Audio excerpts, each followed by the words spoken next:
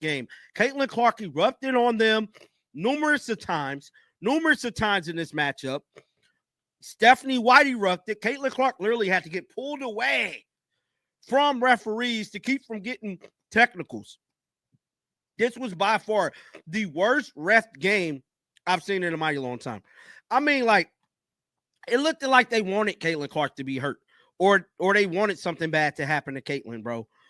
At this point, this is ridiculous. The Indiana Fever secured a victory against the Connecticut Sun with a final score of 85-77, but the win came with significant concerns regarding Caitlin Clark's physical condition. During the contest, Clark appeared to aggravate a previous groin injury, raising questions about her availability for upcoming games and the All-Star break activities. The game was marked by controversial officiating decisions that drew criticism from players, coaching staff, and observers. Multiple instances of aggressive defensive play against Clark went uncalled, leading to visible frustration from both the player and head coach Stephanie White. The officiating crew's handling of physical contact became a central talking point throughout the contest. Clark's injury occurred early in the game, approximately 39 seconds into the first quarter. Bro, at this point, this is ridiculous, dog. I just can't even lie. It's almost a tear-jerking moment, man. Like, I could damn near cry right now over Caitlin, dog. Because what she's going through, she don't deserve any of it. I mean, she just don't deserve to be hacked the way she's getting hacked. She don't deserve for these refs to be doing this, and she don't deserve, quite frankly, for this system in Indiana to be the way that it is, bro.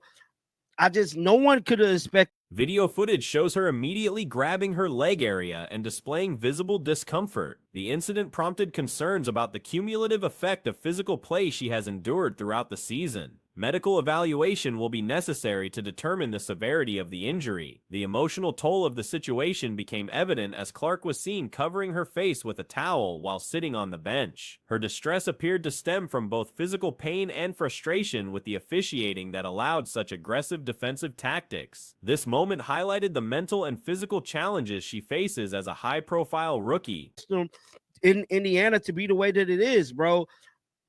No one could have expected that. They're literally trying to destroy Caitlin Clark, the person, physically, bro. They're physically trying to destroy this young lady for being a good basketball player. Can we wrap our minds around that? Put our hearts around that. They're trying to destroy this young lady for being a great basketball player. What if this would have happened to Kobe? What if this would have happened to Jordan? The type of shit that is going down in this league, bro. Clark's brother publicly expressed anger about the officiating and his sister's treatment during the game. His social media post criticized the referees for allowing excessive contact that contributed to the injury. Family members' reactions underscore the personal impact of what they perceive as inadequate player protection. Despite the injury concerns, Clark managed to contribute 14 points, 7 assists, and 8 rebounds to the team's victory. Her statistical output demonstrated her ability to perform through adversity, though her effectiveness was clearly compromised by the physical discomfort. The performance showed both her resilience and the potential cost of playing through pain. Bro, it's making it hard to watch. It's making it hard to commentate. And quite frankly, it's real hard for me to hold my feelings back and not explode right now, bro. Because this, my friends, is uncalled for, unjust, the type of bullshit that is going on in this league. I am sorry. Now, let's get through this video. I'm trying to get through this video the best way I can. And Natasha Howard, 18 points, 12 rebounds, double-double. Kelsey Mitchell, 20. Kelsey Mitchell led the Fever's scoring effort with 23 points and 2 rebounds, while Natasha Howard recorded a double-double with 18 points and 12 rebounds. The balanced scoring attack helped compensate for Clark's reduced efficiency and ensured the team could maintain their competitive advantage throughout the contest. Coach Stephanie White was forced to use a timeout specifically to address the officiating concerns and protect her players from further aggressive contact. Her intervention highlighted the coaching staff's recognition that player safety was becoming compromised. The timeout served as both a strategic pause and a statement about unacceptable defensive tactics. The timing of the injury proves particularly concerning given its proximity to All-Star Weekend activities. 18 points, 12 rebounds, double-double. Kelsey Mitchell, 23 and 2, and Caitlin Clark, she started off bad, but she slowly got it together. She had 14 points, 7 assists, and 8 rebounds. Let's head on over to Twitter. That's where all the drama's at, man. Like I stated, it looked like Caitlin Clark possibly hurt herself again, bro. I'm hella mad, y'all. I mean, I'm just trying my best to get through this. So this was Caitlin. Looks like she's in pain after. Yeah. Clark's participation in the three-point contest and other festivities may be jeopardized depending on the injury's severity. The league's marquee events could lose their biggest draw if she cannot participate due to physical limitations. Hand-checking and holding violations appeared to go uncalled throughout the game, creating an environment where defensive players felt emboldened to increase their physical aggression. This officiating approach puts skilled offensive players at a disadvantage and potentially increases injury risk. The inconsistent enforcement of rules creates unpredictable playing conditions. Clark's status for the next game against the Liberty remains uncertain as medical staff evaluate the extent of her injury. Looks like she's in pain after. Yep. It looked like she was in pain. This was 39 seconds in the game. She holding her leg because she knew, Caitlin knew she was hurt. She started crying. She finna put the towel over. She's bawling right now. She's bawling right now because she knows she's hurt, and these referees allow her to get hurt. Caitlin Clark, brother, make no mistake, this is on the ref, and he know his sister's hurt right before All-Star game. Right before. Rest and recovery may be prioritized over immediate participation, especially with the All-Star break, providing an opportunity for extended healing time. Team officials will likely err on the side of caution given her importance to the organization. The physical nature of the game reflected broader concerns about how referees handle contact involving star players. Inconsistent protection for marquee athletes can lead to both injury and reduced entertainment value for fans. The balance between allowing competitive play and ensuring player safety remains an ongoing challenge for officials. Post-game interviews revealed Clark's excitement about participating in the three-point contest despite the injury concerns. Right before the All-Star break. All the hacking, the pushing, the damn shoving, all of this was unnecessary. I am sick of this shit. Bro, it's just getting out of hand. Excuse my language, bro. I mean, just it's getting so bad, dog. Granted, they. Her comments about never having practiced for such a competition showed her willingness to embrace new challenges. The contrast between her public optimism and private pain demonstrated her professional approach to adversity. The skills competition and all-star game activities represent significant promotional opportunities for the league. Clark's potential absence due to injury would impact viewership and media attention for these events. Her drawing power has become crucial for the league's marketing and fan engagement strategies. Comments about Boston's potential for a WNBA franchise highlighted the league's expansion considerations. They picked up the win, which is great. But Caitlin Clark appears to be injured, man. CCAKG said Caitlin Clark aggravated her leg injury after this play earlier in the quarter. Stephanie White had to burn a timeout because the refs were letting defenders hand check Caitlin all damn night. And hold Caitlin Clark without consequence is what is going on. Like, bro, this is the face of y'all league. Why would y'all want to hurt her? Clark's popularity in various markets has demonstrated the potential for growth in cities without current teams. Her influence extends beyond individual games to broader league development initiatives. Defensive specialist Layla Lanier's assignment to guard Clark was mentioned as a key strategic element for Connecticut. International and Olympic experience provided Lanier with the tools to challenge Clark effectively. The matchup represented a test of skill versus experience at the professional level. Referee then said something to Caitlin Clark and completely set Caitlin Clark off. But at the end of the day, like, there's something seriously wrong with Caitlin Clark's running mechanics. Like, whatever the hell the S&C, whatever the S&C team have done, whatever happened when she bulked up, she has injured her right and her left groin. She has injured both groins now.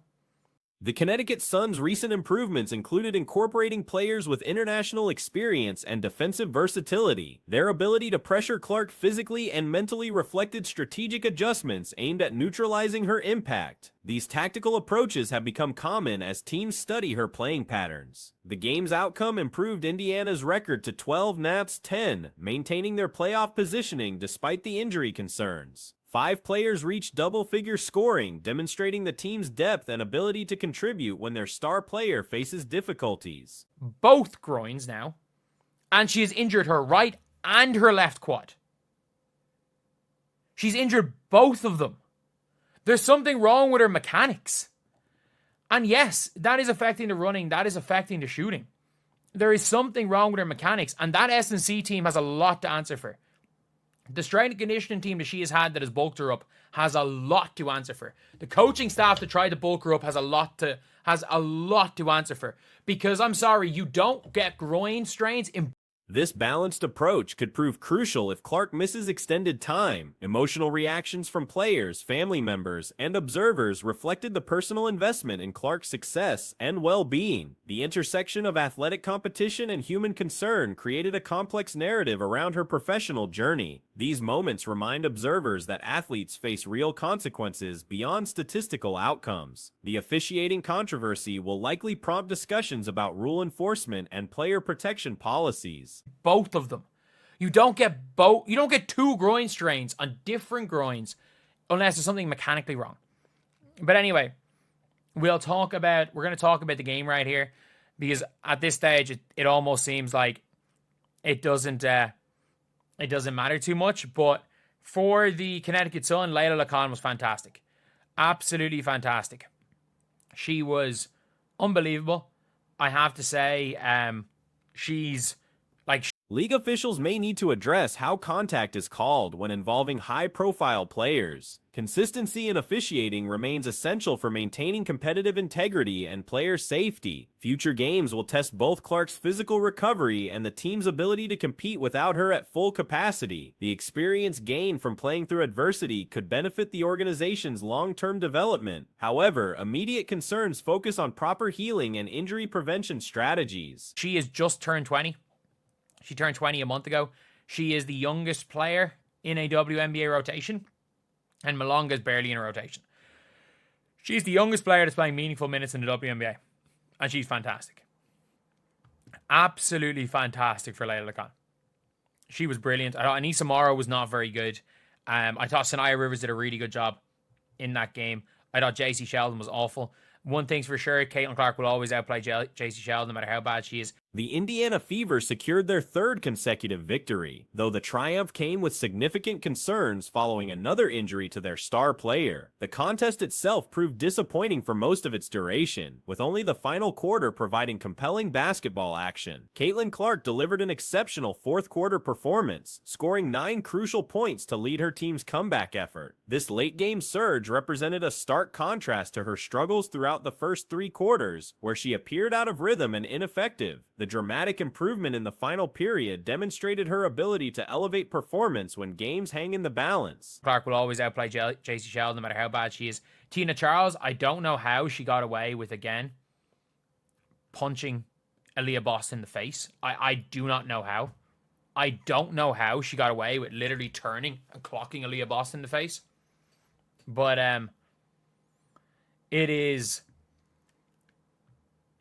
it was a tough one. For the Indiana Fever, I thought Lexi started off really well. I thought starting 5 did really well. Natasha Howard had 18 points, but she had 12 in the first quarter. Like, Natasha Howard, Kelsey...